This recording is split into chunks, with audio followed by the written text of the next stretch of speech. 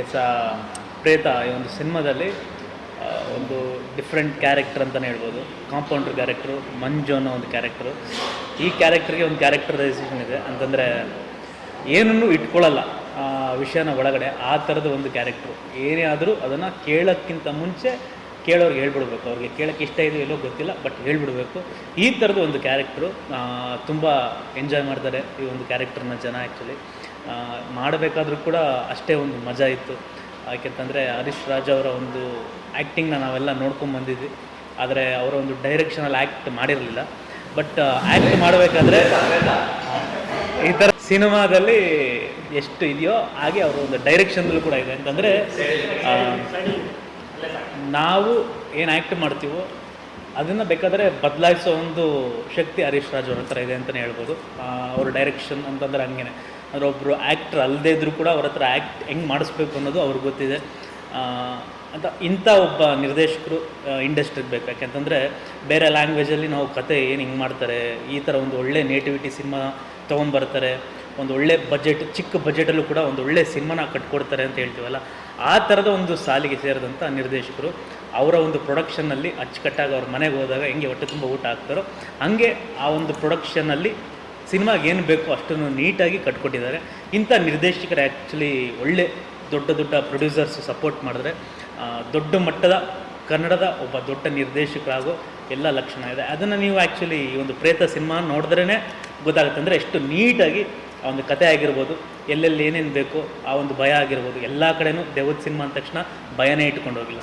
ಆ ಒಂದು ಸಿನಿಮಾಗೆ ಏನು ಬೇಕು, ಎಲ್ಲಿ ಏನು ಅವಶ್ಯಕತೆ ಇದೆ ಅಷ್ಟನ್ನು ಆ ಒಂದು ಲೊಕೇಶನ್ ಆಗಿರ್ಬೋದು, ಆ ಶಾರ್ಟ್ಗಳ ಒಂದು ಡಿವಿಷನ್ ಆಗಿರ್ಬೋದು, ಪ್ರತಿಯೊಂದು ಕೂಡ ಅದ್ಭುತವಾಗಿ ಮಾಡಿದ್ದಾರೆ. ಆ ಜನನೂ ಕೂಡ ಬರೀ ದೇವದ ಸಿನಿಮಾ ಅಂತ ಎದುರುಕೊಂಡು ನೋಡೋದಷ್ಟೇ ಅಲ್ಲದೆ ಒಂದು ಒಳ್ಳೆ ಫ್ಯಾಮಿಲಿ ಕತೆ ಇರೋ ಒಂದು ಸಿನಿಮಾನ ಎಂಜಾಯ್ ಮಾಡಿಕೊಂಡು ಸಾಂಗ್ಸ್ ಆಗಿರ್ಬೋದು, ಸೀನ್ಗಳಾಗಿರ್ಬೋದು, ಆ ಒಂದು ಸಿಚುವೇಶನ್ಗಳಾಗಿರ್ಬೋದು ಎಲ್ಲವೂ ಎಂಜಾಯ್ ಮಾಡ್ತಾಯಿದ್ದಾರೆ. ಅದರಲ್ಲೂ ಕೂಡ ರಿಲೀಸ್ ಆಗಿ ಈ ವೀಕಲ್ಲಿ ಆ್ಯಕ್ಚುಲಿ ಕಾಲೇಜ್ ಹುಡುಗರುಗಳೆಲ್ಲ ಬರ್ತಾ ಇದ್ದಾರೆ ಅಂತ ಕೇಳಿದ್ವಿ. ಹಾಗೆ ಥಿಯೇಟ್ರಲ್ಲೂ ಕೂಡ ನೋಡ್ತಾ ಇದ್ದೀವಿ. ಸೊ ತುಂಬ ಖುಷಿ ಆಗ್ತಾಯಿದೆ. ಇದೇ ಥರ ಒಂದು ಹೆಚ್ಚಿನ ಒಂದು ಸಪೋರ್ಟ್ನ ಈ ಒಂದು ಪ್ರೇತ ಸಿನಿಮಾಗೆ ಕೊಟ್ಟರೆ ಈ ಥರ ಒಂದು ಪ್ರೊಡಕ್ಷನ್ ಆಗಿರ್ಬೋದು, ಡೈರೆಕ್ಟರ್ಗಳಾಗಿರ್ಬೋದು, ಎಲ್ಲರೂ ಕೂಡ ಇನ್ನು ಫ್ಯೂಚರ್ ಒಳ್ಳೊಳ್ಳೆ ಸಿನಿಮಾಗಳನ್ನ ಕೊಡ್ತಾರೆ ಅನ್ನೋ ಒಂದು ನಂಬಿಕೆ ನಮಗಿದೆ. ಸೊ ಈ ಸಿನಿಮಾದಲ್ಲಿ ನಿಮಗೆ ಯಾವುದಾದ್ರು ಪ್ರೇತ ಥರ ಕಾಡಿದ ಸೀಕ್ವೆನ್ಸು ಅಥವಾ ಸೀನ್ ಯಾವುದಾದ್ರು ಇದ್ದರೆ ಶೇರ್ ಮಾಡ್ಬೋದು? ಪ್ರೇತ ಥರ ಅಂತಂದರೆ ಆ್ಯಕ್ಚುಲಿ ಆ ಮನೆ ಅಂತಲೇ ಹೇಳ್ಬೋದು. ಅದು ಸಖತ್ತಾಗಿದೆ. ಅಂತಂದರೆ ಆ ಒಂದು ಮನೆ ನೀವು ಟ್ರೈಲರಲ್ಲಿ ನೋಡಿರ್ತೀರ, ಸಿನಿಮಾ ನೋಡದೇ ಇರೋರು. ಅದು ಒಂದು ರಾಜರ ಮನೆ, ಅಂದರೆ ನಿಜವಾದ ಕೊಡುವ ರಾಜರ ಒಂದು ವಂಶಕ್ಕೆ ಸೇರಿದಂಥ ಮನೆ. ಒಂದು 200-300 ವರ್ಷದ ಹಳೆ ಮನೆ, ಈಗ ಪಾಳು ಬಿದ್ದೋಗಿದೆ. ಸೊ ಆ ಒಂದು ಸಿನಿಮಾದ ಶೂಟಿಂಗ್ ಟೈಮಲ್ಲಿ ಅಲ್ಲೊಂದು ಹಳ್ಳ ತೆಗೆದಿದ್ರು. ಆ್ಯಕ್ಚುಲಿ ಮುಚ್ಚೋದು ಮರೆತುಬಿಟ್ಟು ಹಂಗೆ ಬಂದುಬಿಟ್ಟಿದ್ರು. ಆಮೇಲಿಂದ ನಾವು ಆ್ಯಕ್ಚುಲಿ ಒಂದು 6-7 ಜನ ಊರಿಂದ ಆಚೆ ಇರೋ ಆ ಒಂದು ಪಾಳ ಬಂಗ್ಲೆಗೆ ಮಧ್ಯರಾತ್ರಿ ನಡ್ಕೊಂಡು ಹೋಗಿದ್ವಿ. ಯಾಕೆಂದರೆ ಅದನ್ನ ಹಂಗೆ ಬಿಡಬಾರ್ದು, ಮುಚ್ಚಿಬಿಟ್ಟು ಬರಬೇಕು ಅಂತ ಹೇಳಿದ್ರು. ಸೊ ಒಂದಿನ ಹಂಗೆ ಆಳ ಬಿಡಬಾರ್ದು ಅಂತ ಹೇಳಿದ್ರು.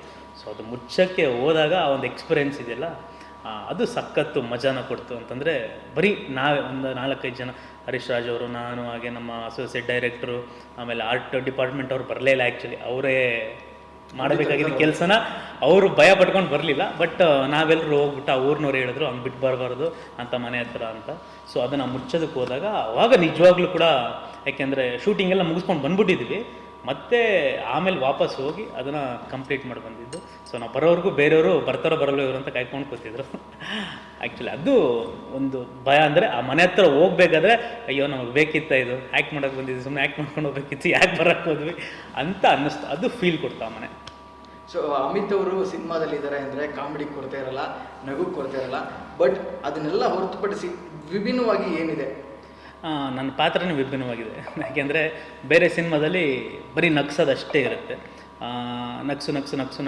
ನಗಿಸ್ತಾ ಇರೋ. ಬಟ್ ಆದರೆ ಈ ಸಿನಿಮಾದಲ್ಲಿ ಅದಕ್ಕೂ ಮೀರಿದ್ದು ಪರ್ಫಾರ್ಮೆನ್ಸ್. ಅಂತಂದರೆ ಎಲ್ಲ ಥರದ ಒಂದು ಎಕ್ಸ್ಪ್ರೆಷನ್ಗಳು ಈ ಸಿನಿಮಾದ ಒಂದು ಕ್ಯಾರೆಕ್ಟರ್. ಅಂದರೆ ನನ್ನ ಕ್ಯಾರೆಕ್ಟ್ರಲ್ಲಿ ಅವ್ರು ಆ್ಯಕ್ಚುಲಿ ಅದನ್ನ ಅಳವಡಿಸಿದ್ದಾರೆ. ಅದೇ ನನಗೆ ಖುಷಿಯಾಗಿದೆ. ಯಾಕೆಂದರೆ ಅಂಥ ಒಬ್ಬ ನಿರ್ದೇಶಕರೇ ಆ್ಯಕ್ಚುಲಿ ಬೇಕಾಗಿರೋದು. ಅಂದರೆ ಒಬ್ಬರು ಕಾಮಿಡಿಯನ್ ಅಂದ ತಕ್ಷಣ ಬರೀ ಕಾಮಿಡಿ ಮಾಡಿಸೋದ್ರ ಬದಲು ವೆರೈಟಿನ ಅಲ್ಲಿ ಇನ್ಕ್ಲೂಡ್ ಮಾಡ್ತಾರಲ್ಲ ಅವನೊಂದು ಕ್ಯಾರೆಕ್ಟರ್ಗಳಲ್ಲಿ, ಆ ಥರ ಮಾಡೋ ನಿರ್ದೇಶಕರು ಆ್ಯಕ್ಚುಲಿ ಬೇಕಾಗಿರೋದು.